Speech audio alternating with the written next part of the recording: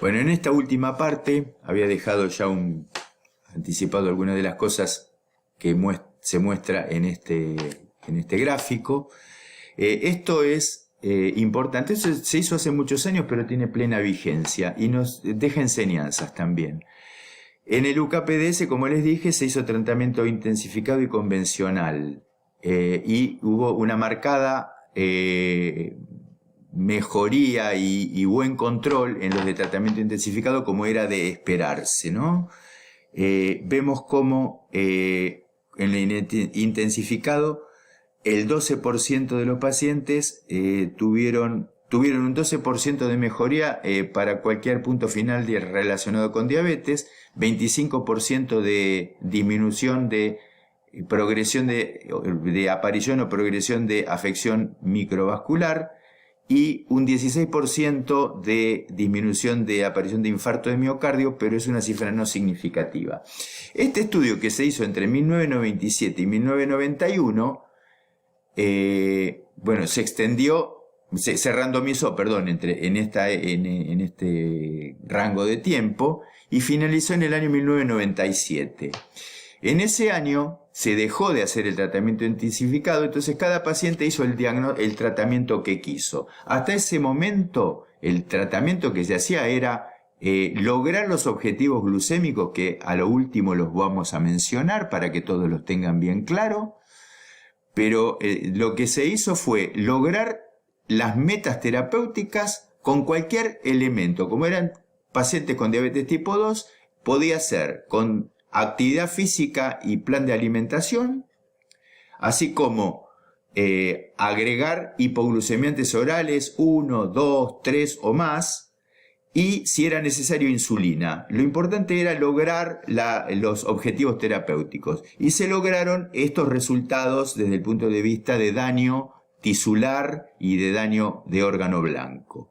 Cuando se los dejó hacer el tratamiento que hicieran, se los siguió a los pacientes y se los controló.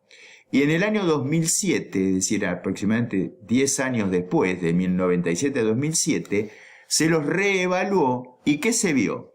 Se vio que el 9 en puntos relacionados, el punto final relacionado a cualquier afección de diabetes, tenían un 9% menos de complicaciones, contra el 12% que era mientras hacían el tratamiento. Un 24%, apenas un 1% menos de afección microvascular en esos 10 años de progresión, de evolución. En esos 10 años de evolución, la progresión fue baja. Y, por último, en el caso de infarto de miocardio, no hubo cambios significativos. Esto y llevaría implícito un concepto, que es el concepto de el legado, es decir, la memoria metabólica. ¿Qué quiere decir esto?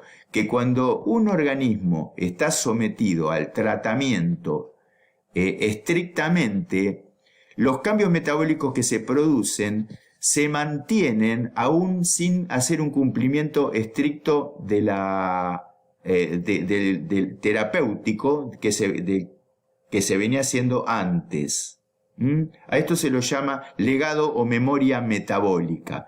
Lo mismo ocurre en el sentido inverso. Cuanto más demoremos en iniciar el tratamiento, la memoria metabólica de no estar tratado lleva un tiempo. Por lo tanto, a veces lograr que los puntos de concreción, de evitar daños tisulares, no es inmediato. Por eso, cuanto más precoz sea la intervención y más enérgica sea la intervención, mejores van a ser los resultados de lograr cifras de control glucémico, de hemoglobina glicosilada y de evitar o retrasar la aparición de las complicaciones crónicas. Por ese efecto de memoria metabólica, que es tanto positivo cuando se viene haciendo y se abandona, como negativo cuando no se hace y se demora en la aplicación del tratamiento enérgico.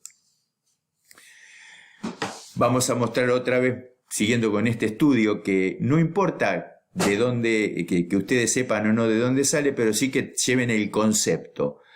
acá muestra cómo la disminución de un 1% de hemoglobina glicosilada con tratamiento intensivo, llevando al paciente de 7,9, casi 8% a 7%, genera un 12% de disminución de daño en cualquier límite relacionado con la diabetes, 25% de enfermedades microvasculares, 21% de retinopatía después de 12 años de intervención terapéutica, 33% de disminución de microalbuminuria, 24% de aparición de catarata relacionada con diabetes y 16% de infarto y 5% de accidente cerebrovascular, que no son cifras significativas. Pero esto demuestra la importancia que tiene disminuir, aunque sea un 1% de la hemoglobina glicosilada.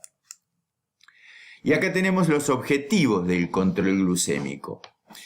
Esto es de acuerdo a la Federación Internacional de Diabetes, a la Asociación Americana de Diabetes, a la Asociación Europea de Diabetes y a la Sociedad Argentina de Diabetes. Para la hemoglobina glicosilada, llamada A1C, tenemos menor a 7% para la IDF, Federación Internacional, y la Sociedad Argentina. Para la Asociación Americana, menor o igual a 7%. Y para la Europea, menor al 6,5%, es más estricta. La glucemia en ayunas debe ser menor a 110. Estos son criterios que se aplican de acuerdo a los estudios y a los criterios de los expertos que se reunieron para definir esto, ¿no? Para la Federación Internacional de Diabetes, el objetivo menor a 110. Para la americana, entre 80 y 130. Para la europea, menor a 110. Y para la Sociedad Argentina de Diabetes, menor a 130. En pacientes con diabetes estoy hablando, no estoy hablando de pacientes sanos que no tienen diabetes, porque acuérdense que para los sanos, para la europea, la cifra de normal es de 100.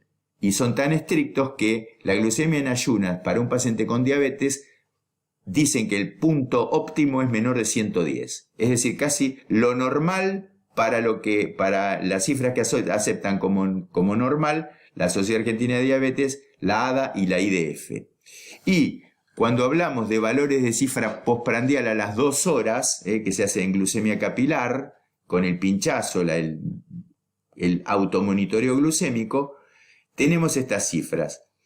Tanto la IDF como la Sociedad Argentina de Diabetes indican como objetivo óptimo menor de 160 a las 2 horas, la americana menor de 180 y la europea menor de 140, como siempre más estrictos.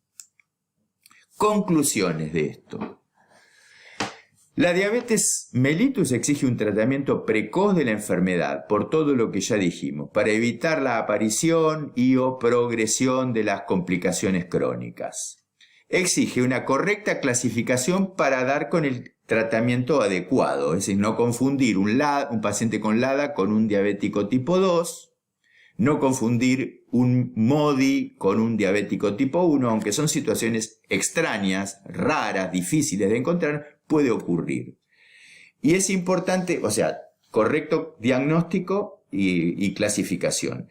Y es importante pesquisar oportunamente las lesiones de órgano blanco para evitar o retrasar la aparición de las mismas o progresión de las mismas.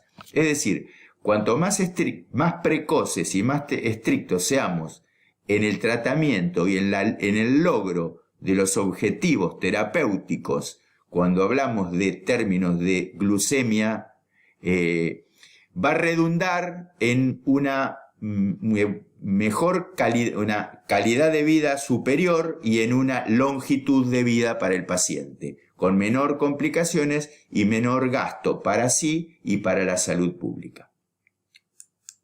Con esto terminamos y muchas gracias por la atención.